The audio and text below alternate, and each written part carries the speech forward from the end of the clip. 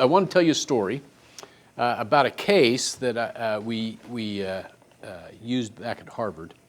And it's a case of a hospital in Toronto, Canada, that specializes in just hernia operations. Now, that just gives me the willies, but nonetheless, it's a great little story. So this Shouldice Hospital in Toronto, Canada, specializes in just hernia operations and just the most simple hernia operations. So if you need a hernia operation and you have a complex hernia, or you are at some point any kind of a risk factor, if you're overweight, if you have a heart condition, if you're diabetic, whatever, they won't take you. They take the simplest cases, and that group of the simplest cases is also the largest part of the market. So they're not stupid. Okay? So Dr. Shouldice, a number of years ago, bought 160 acres in Toronto, Canada, and built this hospital. He had developed a very specialized technique for repairing hernias that is superior to anything else than anybody else does.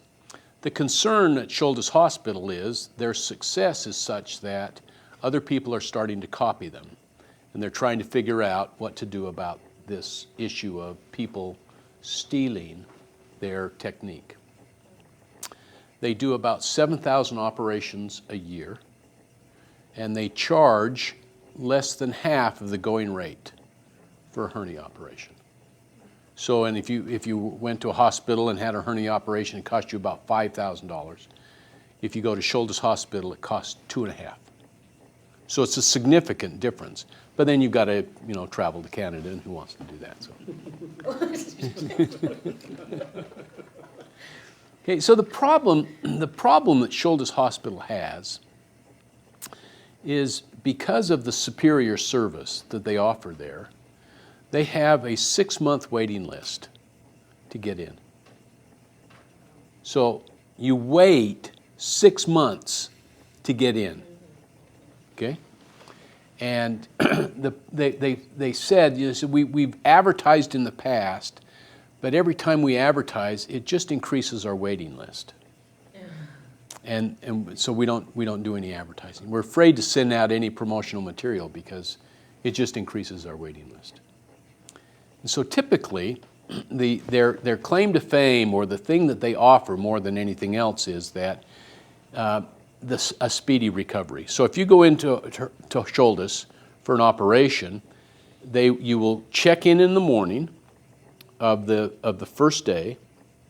They will check you through, make sure you've filled out all the forms right, and then you will meet with someone who just had a hernia operation who's coming out of the operating room, because they want you to get up off the operating table and walk out of the operating room.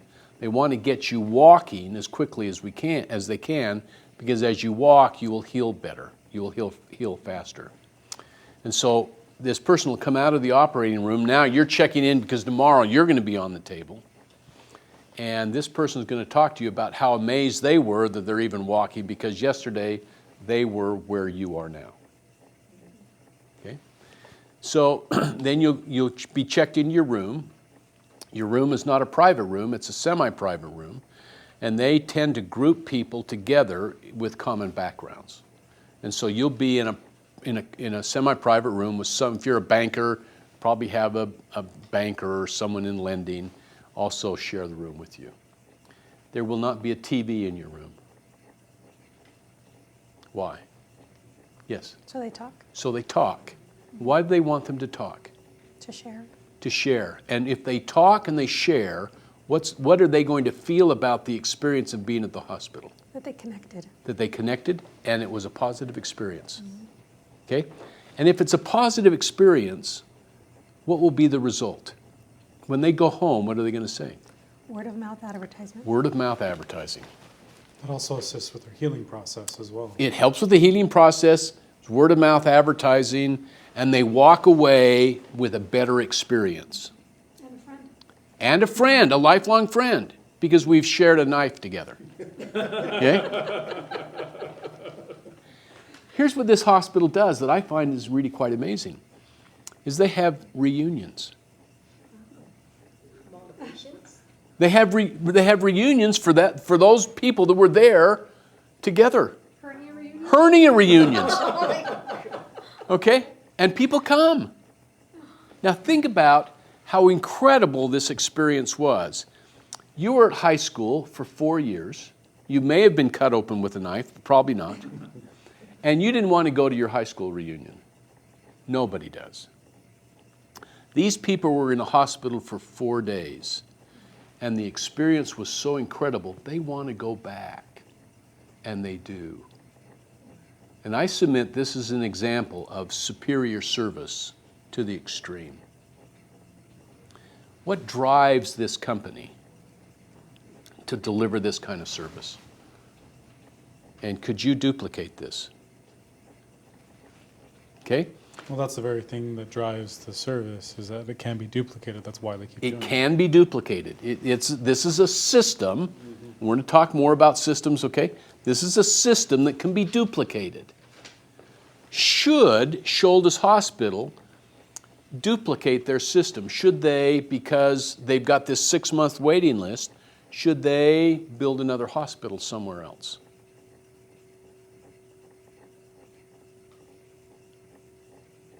Matt? Yes. Tell me why. Just a minute. Matt, tell me why. Because it fits in with their strategy and it advances their multiples. Very good. You're exactly right, except you're wrong. Entirely wrong. Yeah, okay. Now, why would someone build another hospital? If you were, so this is owned by Dr. Shouldice's son and daughter now. He's passed away. So there are 2 owners, a brother and sister. That's the first mistake. That's the first mistake, yeah. So this brother and sister own it 50-50, and they make together every year about $3 million. So they've been splitting $1.5 million all their adult life. Okay? Why do they want to build another hospital? Because that waiting list is 6 months. If the waiting list is 6 months, is that a problem? No. Why no? I guess it depends on your perspective. Having pent-up demand's not really an issue if everything else is working. I don't think. In fact, pent-up demand allows us to control our costs very, very well, because we know exactly what the census count is going to be every week. We're going to be absolutely full. We're going to be operating at peak efficiency because we have a waiting list. If someone doesn't show up, we just call the next guy and say, hey, you want to come in? I'll be there, right? So the waiting list turns out to be an advantage to us because we know what our count's going to be. So why would we expand? What would we get out of expansion that we don't have now? A whole lot more trouble. A whole lot more trouble. Are we interested in money? Money isn't a motivator after you're making, $76,000 a year, let alone $1.5 million. They got more money than they know what to do with. In fact, making more money is a problem. And then you get bugged more Yeah. with. We don't want to make more money. Okay? Now just now I want you to think about this. We want So, to make more money without other people knowing about it. What's evidence? This is critical thinking. What's evidence of the fact that they don't want to make more money? They haven't hired more doctors or added more rooms or opened another hospital. No. Close, but no. We stop advertising. Very good, but no. Evidence that they don't want to make more money is they're charging half what the market is. Now think about this. What would happen if Shouldice Hospital raised their prices to market? What would happen to their profits? What if they doubled their price? What would happen to profits? It would flatline. They have less customers, right? Then people could go anywhere else. I mean, Okay, if no other variables change, they go through the roof. If nothing else changes. Yeah. If they double their price, they increase their profit by a factor of 4. because their overhead doesn't go up. None of their costs go up. If they double their price, none of their costs go up. Why Right? is that, Ralph, why is it a factor of 4? I don't understand that one. Well, because we don't have to duplicate salaries or rent or food. All of that's covered already. And we're making $3 million. Now, if we double our price, we go from billing, they were billing $15 million. Now we go to billing $30 million. But our costs haven't increased. It's still $12 million. So we go from making $3 million to $15, $18 million. It's huge. So building another hospital would be a waste of time. If we wanted to make more money, increase your price. You see that?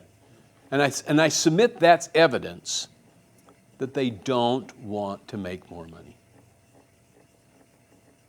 And because they're not motivated by money. They enjoy providing the service. They're making a ton. They're making plenty. I mean, they're not going without food. Okay? They've got the nicest house in the city. They've got all the toys. And they're done. And so now we're just going to do good work. It's an incredible story. Okay? One of the things they've done very well is they have a great strategy. They have a great system. And systems do two things very, very well. If you have a system, you have an improved quality of service or product. Systems allow you to deliver a product or a service consistently throughout the life of your company, because systems allow that, and it lowers cost. Systems improve quality and lower cost, both of which are wonderful. If you don't have a system in your company, things would improve if you did. There's not a single large organization that you know of that does not have a system. It's what keeps small businesses small because they're winging it constantly. It's what's keeping your businesses small because you don't have a system. And as soon as you have a system, now you've got multiples, and now you can start to grow.